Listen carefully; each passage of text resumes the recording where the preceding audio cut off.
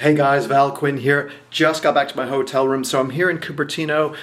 Still got my pass on. I was experiencing the Apple event and its amazing new Vision Pro mixed reality headset. So I've had a chance to actually try them on and use them, see what they're like, and not a lot of people have. So I wanted to come straight back here and give you guys a quick take on what they're like. So there's a lot in this video. I'll put it into chapters as I kind of explain what the whole experience is like. So let's jump right in.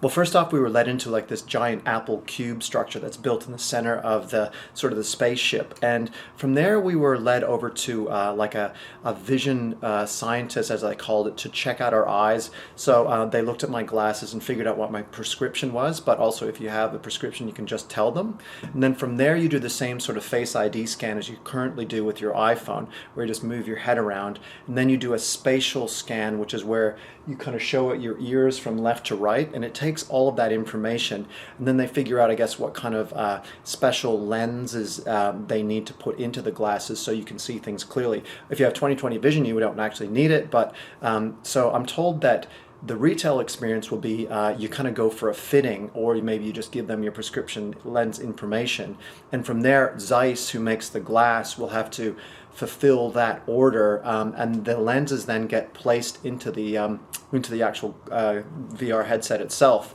Apparently they're held in there by magnets, and the magnets mean that you can take the lenses out for somebody else who might want to put their lenses in, and apparently there's a guest mode as well. So the point is that you can't just walk into an Apple store and walk out with these and just use them unless you have 20/20 vision, because you're going to have to wait for your lenses to be delivered and custom made for you. So if you're somebody like me, you just want to use it right away, just bear in mind that you will have to wait. I asked Apple how long you'd have to wait. They didn't really know.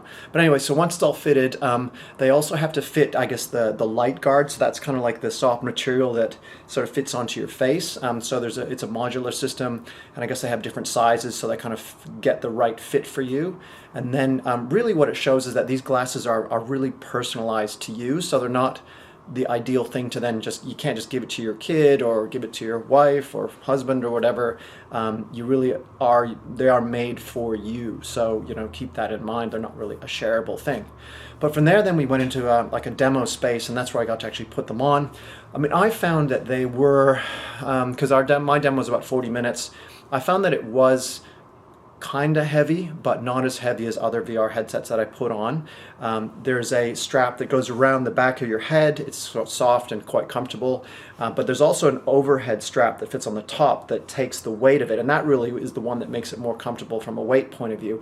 But you'll notice that lots of Apple, like all the pictures of it and the videos that they've made of the Vision Pro don't show that top strap, because it doesn't look as kind of cool or tidy, but it really does actually take the weight off if you're using it for a long time.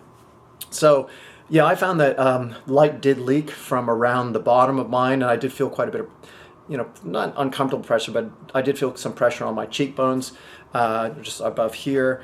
I think I probably could have fitted on a little better. Probably could have been a little more comfortable, but I just wasn't quite sure what to do. You do have like a tightening, like this little knob that you twist back here that tightens up the strap and holds it tightly, kind of, and brings it close that way. And then you can tighten the strap over the top too, so there's some adjustability there.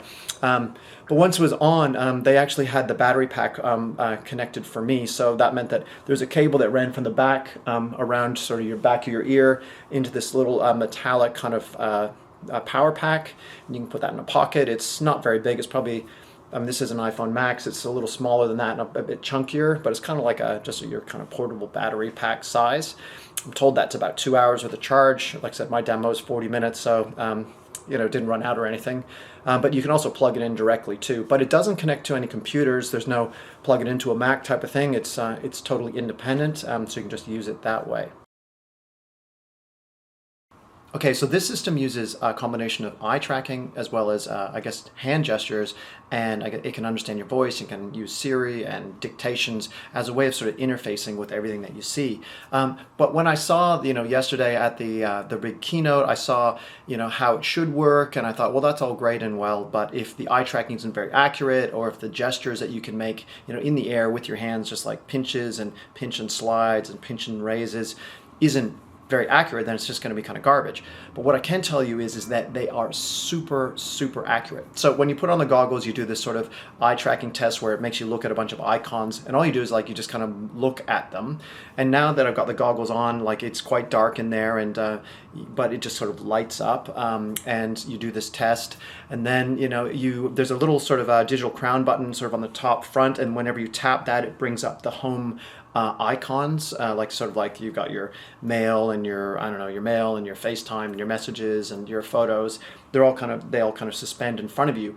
But I guess the thing that really struck me first is that this is a mixed reality headset, meaning that even though it blocks my vision, there are cameras on the outside of it that show me, record what's outside of me, and then they show that to me inside.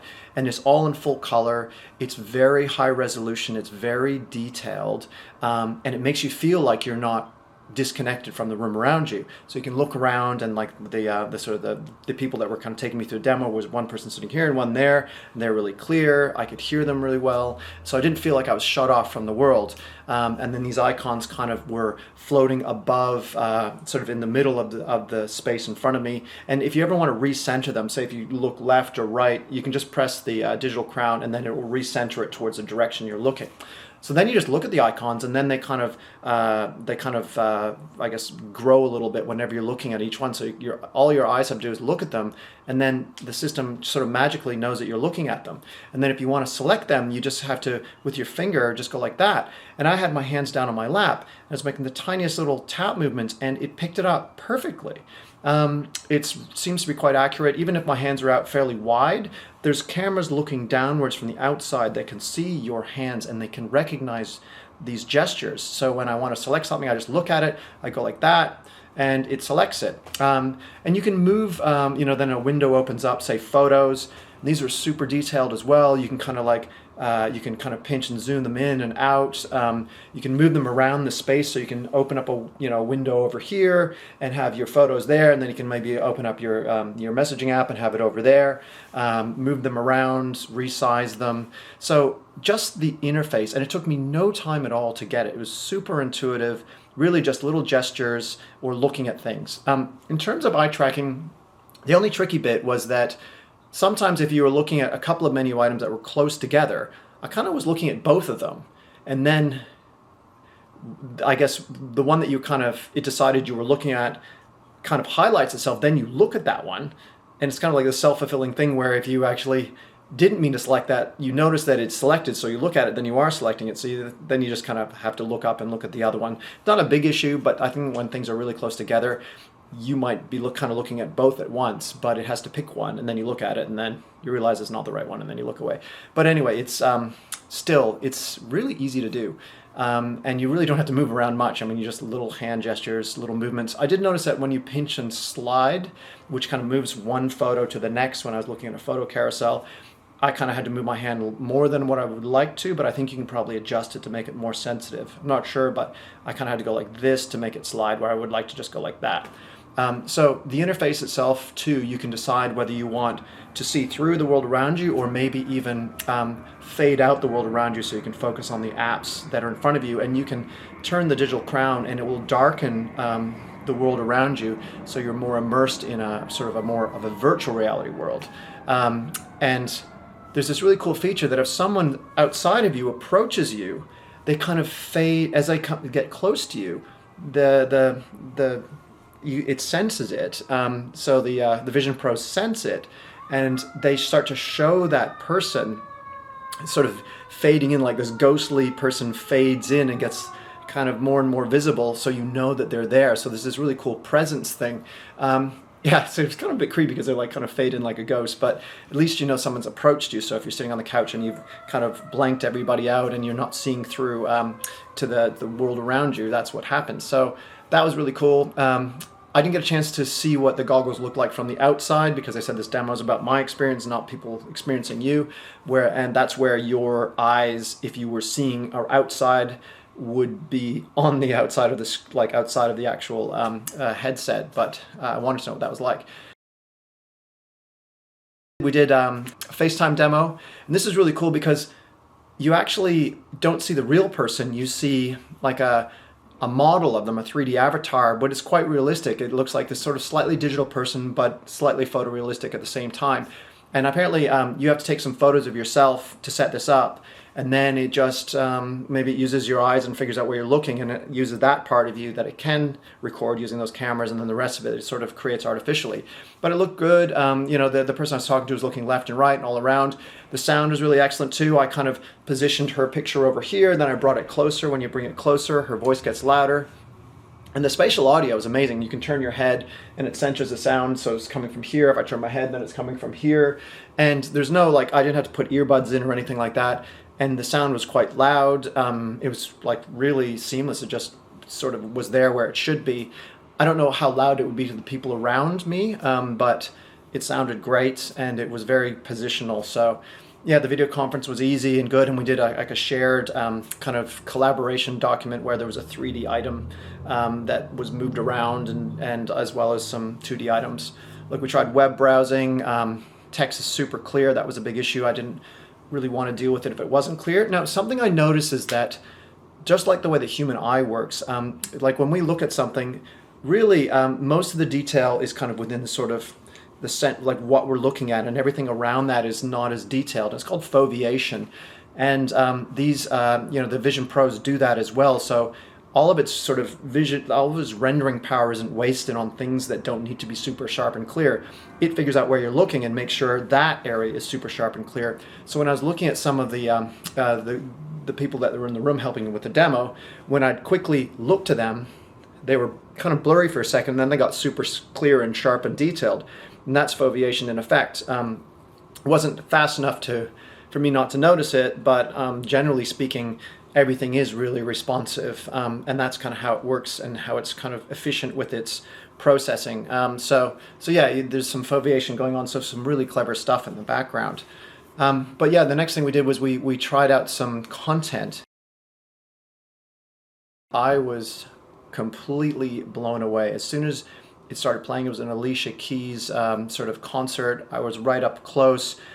She filled my entire field of vision. Like, her band was over on one side, she was singing here. The spatial audio, like the sound was fantastic. And then it went to a bunch of other scenes, like there's like a bear walking through still pond in a forest with the mist. There was looking down at surfers who were surfing. There was an amazing baseball game where I was right in the heart of the action. Like, it just felt like kind of you're just floating overlooking this action or in the action, and it's all shot in 8K. It's 3D.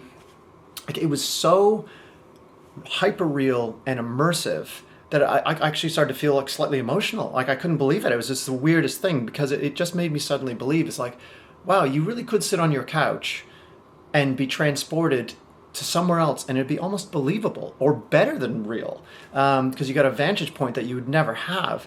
And people might actually sit at home and stay at home and do a lot of this type of content. Of course, it has to be specially created for, it has to be shot in 8K, and there's no real camera system that does it, so Apple's had to create its own 8K camera rig plus spatial sound. But it just gives you a sense of what this package can deliver, and it is hyper real experiences that are well and truly mind-blowing. And I can't, like, I've been in tech for 30 years, and this is something I haven't seen. Like, it's just next level good. There was another thing too, where you use the camera to record memories. The headset to record memories. It's like a 3D memory, and it's like a spatial recording. And there was a birthday, and again, so it was in 3D, but 3D that makes sense to your eyes. And the detail, again, was incredible. So it's just like a kid's birthday, or some people sitting out back having at a barbecue, and everything from the way the sound worked to the 3D to the actual depth of detail. Like, capturing moments like that, I've never seen a better way of conveying a memory, the more realistic way of creating a memory. And I think it has the potential to change the way we do things and the way we remember things. Of course, there are questions about, you have to put the Vision Pro on to record it, and be kind of weird being in the moment there and all of that kind of stuff. But still, like, the actual, the content created by it was something that was unbelievable.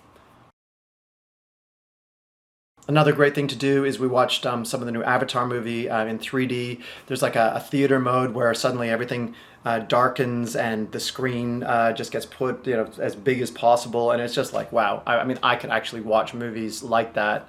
It is better than sitting there watching it on a TV.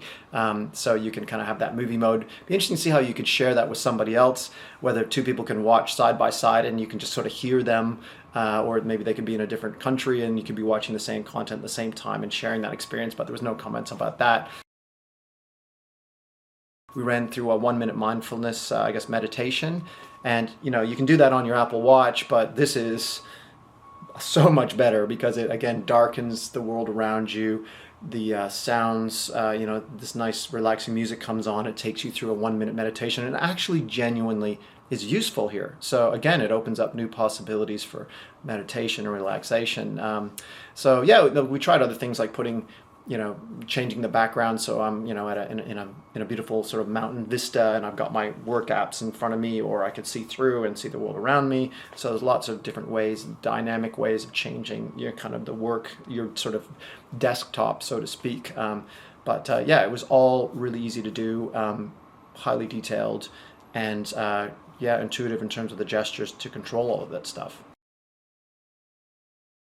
So I experienced some 3D interactive demos. So these would be kind of 3D experiences that a developer might create. So one was, because when you look at your hand in this with the Vision Pro on, the hand that you see is a camera looking at your hand and then showing you what it looks like. And it's quite realistic, although it does have these kind of weird little feathered edges, which are kind of like when you're in portrait mode and your head and stuff is kind of separated from the background to give that background that blurriness. The same kind of, I think, technology is being used to identify your hand and then kind of place it in a background. So I did notice there's a bit of kind of feathering around it. But I reached out to the coffee table in front of me, and where the coffee table was exactly where my hand was in reality. So it does track it, and it has a sense of space that's accurate, and you can get up and walk around. So when I was doing these 3D demos, I can then get up and walk around and experience it. So the first one was a butterfly,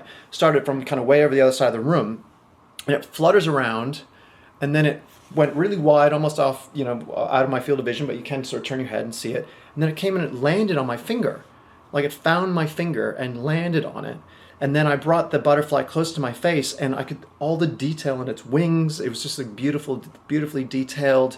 I could kind of look at it and examine it. And of course I wear glasses, but it didn't matter. Like, normally I can't see anything that's that close to me, but I had this clear sight, which I kind of miss. So I haven't had that in a while. And then the butterfly flies away. I didn't shake it too much, but I was told that another guy who did the demo, when he shook his finger, like, it had a little bit of trouble tracking it, but it's pretty good. And the next thing was a dinosaur demo where there's this sort of wall portal that opens up, and then there's this prehistoric scene, and dinosaurs, this dinosaur comes out, and actually I got up and walked over to it, and I tried to pat it, and then it knew I was there, and it moved over. It wouldn't let me pet it or touch it, and so it was aware of me, and it was all this, my position and its position were all really well rendered and tracked. The detail, again, when you're getting close. The only problem is mine kind of started to go down into the ground, but apparently I could quickly just press the digital crown and recenter that, but there's a bit of a glitch there. It didn't really place that sort of portal, but it was just another great example of how you can get in there and look around and experience this, whatever world that someone wants to create in 3D. And it was amazing and fun, and it was reacting to you. So again, and it was quick, and there was low latency. I didn't get any sense of motion sickness, and I use the PSVR, the PlayStation VR 2, and I play a game for an hour, and then I feel sick, and then I sit on the couch and feel like I'm going to throw out for 2 hours after that. So that's no fun. There are ways of minimizing that, but with this, I didn't have any problems. I didn't feel motion sickness at all. I felt quite comfortable in that space. I mean, I did feel the weight of the headset. Maybe, after 35 minutes or so, I started to feel a little bit of the weight of it pressing on my sort of cheekbones, but it wasn't, I could certainly wear it for quite a long time. And more importantly, the content makes you want to wear it because the stuff in there was just so incredible. And the interface for doing work, whether it's like using the Messages app and you can kind of look up and down and see the messages, you can tap and you can swipe and you can drag, or web browsing. So I think it's actually quite a good interface to use. So, but I was thinking, like, how does this device fit into the grand ecosystem of Apple computers and phones and things? Because I thought, great, like, can I just, because this is a wearable spatial computer, it is a computer in its own right. It's not like a device that you plug into a Mac and then you can use it as a second screen that's in front of your eyes. So I'm like, how would I get work done? What if I want to do some video editing or something? And so I guess the way that was answered was it's like you would probably want to still have your powerful Mac, say it's doing some high-end video rendering, because that's where that processing is going to happen. That's where all your storage is, all your files are. But when you look at that device, or you look at the screen of your Mac that's in the room, then suddenly that screen, there'll be a red dot over it, and then you can make that screen come into your virtual world, so you can control it, and then you can use a Bluetooth keyboard or mouse to basically just like have a 4K. It's like a 4K display, which is exactly what would be on your normal computer screen, and you can drive that computer from within the Vision Pro's interface, and then you can get that computer to do work, or you can look at your video edits or whatever it is, or do your typing with your keyboard in front of you, but you've just got that giant monitor in front of you. So you've kind of got this view of your other device through this device. So it's not a completely standalone system where I could say, everybody in the office, getting rid of your computers, I'm giving every one of you, all you guys, just this, because it's like, how would I manage my files and change file names, and where would I store stuff, and how can I do video editing or coding or whatever, because that stuff still really needs to be done on other computers, but you can drive and control them on this one. So I think that's an interesting way that it will all connect together. The big question is, obviously the price tag is high. I've experienced it now, and I've said that Apple has done an incredible job with this product from what I've seen today. Sure, it could be a little lighter and obviously less expensive, but there'll be iterations over time. But it gives you a reason to want to be in this world, because it's not like Meta, where they're saying we want to own the 3D internet and you gotta put on these goggles to be in our 3D internet. It's like no one wants to be in that 3D internet. I mean, this is crap. What this is you are using all of the stuff that you're already using, but through this new interface that's good and highly detailed and can deliver hyper-real experiences once the content is there. So, I think Apple is really excited about what the app community, like the developer community, can do. And I think that's really where the killer app may come from right now. I would say the killer app is probably like one of those baseball games or whatever, but that content has to be recorded and filmed. The interface, like I said, is a great way of driving your other devices, but if that's the only thing you're going to do, then it's probably a little too expensive. But in terms of me, would I spend the money after experiencing this? Absolutely. I think that this is literally a revolutionary jump that could influence how we interface with computers and technology, how we communicate with each other, how we have entertainment experiences, how we even get work done. I believe that this device actually is something that can enable all of that. And it's so much more than a VR headset in the traditional sense, because those ones I don't think satisfy. They're all compromised. I don't think they really satisfy the intended purpose yet. Whereas this thing is leaps and bounds above where they were. And also, it's really not about the device as much as the world that it opens up for you. And I think that there's more compelling reasons to be in that space, because that's where all your stuff is already. If you're using these apps and mail and web browsing and all that stuff, it's already there. So I think that I'm gushing about it just because I think the implementation is so good. I think Apple had been working on this for quite a long time, but they said now's the time to show it off, because they were finally happy with the technology and how it was able to recreate your normal world. So you'd be able to, you put them on and you can see the world around you. You can hear the world around you.